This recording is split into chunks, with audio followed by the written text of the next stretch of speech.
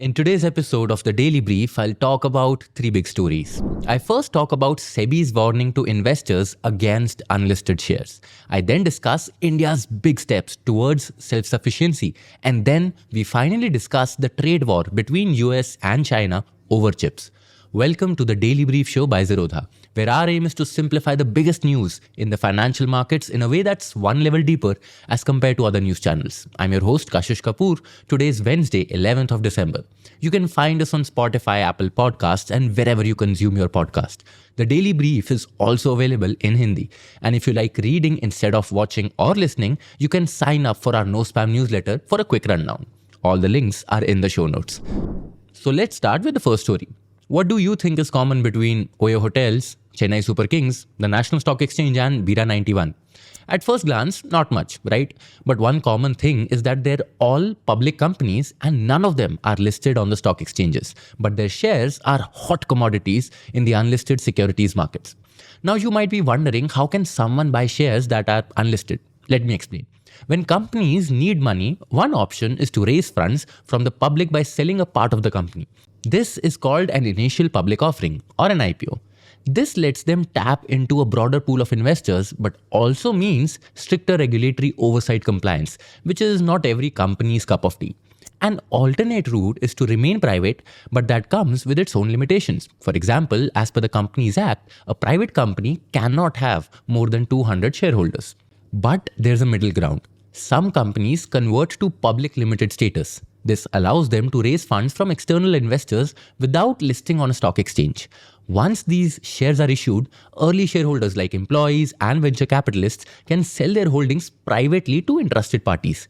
And that's where the unlisted securities market comes into the picture.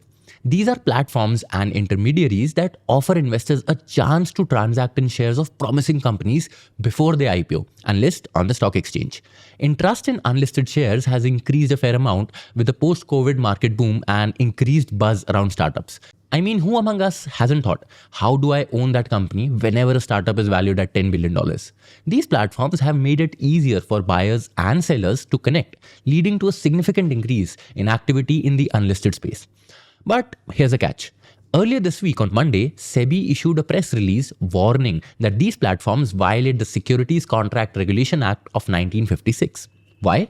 Because according to SEBI, only recognized stock exchanges can facilitate fundraising and trading for listed or to-be listed entities.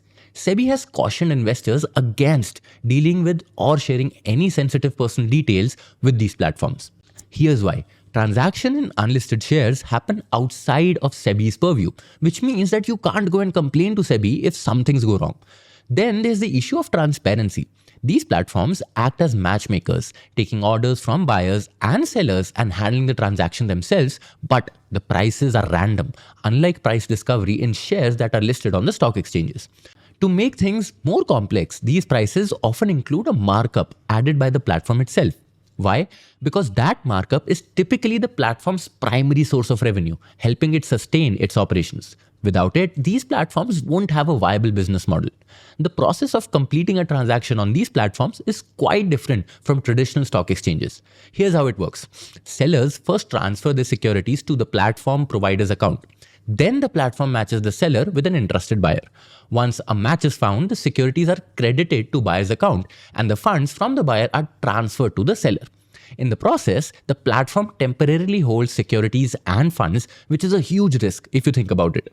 Another significant concern with transacting in unlisted securities is price volatility. A striking example is Reliance Retail. If you remember, in 2023, its unlisted share price experienced a dramatic crash, dropping overnight from 2,500 or 2,700 levels to 1,362. This sudden plunge occurred after Reliance, during a board meeting, decided to cancel all public shares and compensate shareholders at a fixed rate of 1,362 per share. The decision blindsided many retail investors. However, given the unregulated nature of such platforms, there was very little they could do. The future of these platforms remains uncertain. Will they continue to operate as they have been, or will SEBI eventually take action to shut them down or regulate their activities? Only time will tell. For now, SEBI has limited itself to issuing just a cautionary advisory, warning investors against investing on these platforms.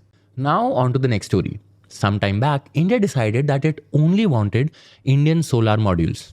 Now the government has decided that it only wants Indian solar modules and Indian solar cells. The government has passed an order to include solar cells in the approved list of models and manufacturers, that ALMM, from June 1, 2026 to boost domestic manufacturing. Now, before I get into the details of this one, let me set some context. The process of solar manufacturing is very simple. Get the base ingredient, that's polysilicon, melt it and cast it into metal blocks called ingots. Then when you slice an ingot, it's called a silicon wafer, and by further cleaning it, you get solar cells. And when you put together a bunch of solar cells, you get a solar module. All the solar modules put together make the solar panel that converts sunlight into electricity. Now guess, which country dominates this entire process? Not just a single part of the process, but the entire process. China. China dominates around 80% of the entire solar manufacturing process. Now the thing is, relying on a few suppliers from one country poses risks. What if the Chinese government restricts exports of solar PV inputs? I mean, it's not hard to believe that they would actually do this. And India, like the US, has long wanted to reduce this dependency. So back in 2021, India introduced a production-linked incentive, or PLI as it is popularly known. The budget for this scheme was about 24,000 crore rupees, and the idea was to boost domestic production of solar modules and reduce the reliance on imports. Here's the interesting thing. The government did something more. The government released an approved list of models and manufacturers called ALMM. This is an official list manufacturers must join to supply to government solar projects. It aims to reduce imports and ensure quality in Indian solar manufacturing. The government also put a 25% and 40% import tax on solar cells and solar module imports, respectively, to prevent dumping from China and other parts of Asia. When the ALMM came into picture, the initial impact was mixed. Import of solar modules, which the list was designed to curb, did go down, especially for government projects that required ALMM listed products. Developers were compelled to source modules from domestic manufacturers, and this created a captive market for Indian companies. On the production side, some of India's largest players like Adani quickly expanded their manufacturing capacities. Adani announced plans for a vertically integrated solar manufacturing complex. Smaller companies also ramped up efforts to get listed on the ALMM and tap into the growing demand for Indian-made solar modules. But it wasn't all sunshine and clear skies. Domestic production wasn't enough to meet the surging demand for solar modules, especially with India's ambitious renewable energy targets. Solar developers started raising concerns about higher costs and limited availability of ALMM-approved products, which led to delays in projects commissioning. Developers were also unhappy about the fact that ALMM only applied to Indian projects, while exports to other countries didn't require adherence to the list, making Chinese imports far more competitive in the international markets. And then came the big move, suspension of the ALMM in 2023-24. But why? To put it simply, the government recognized that domestic manufacturing hadn't caught up to the scale required. The ALMM was making solar projects more expensive, and India wasn't deploying solar power fast enough to meet its renewable energy goals. So the government decided to take a step back, suspending the ALMM for a year to allow developers to source cheaper modules from countries like China. This helped speed up projects and ensured that targets wouldn't be missed, though at the cost of increasing dependency on imports.